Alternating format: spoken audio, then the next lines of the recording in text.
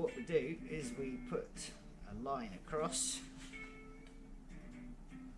from one edge to the other and then come from the other way. And that gives us the centre marked.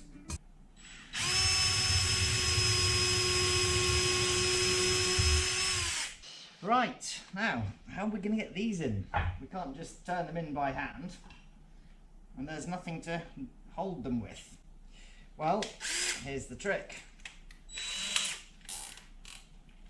Shove them into the drill, stand the thing up nice and straight,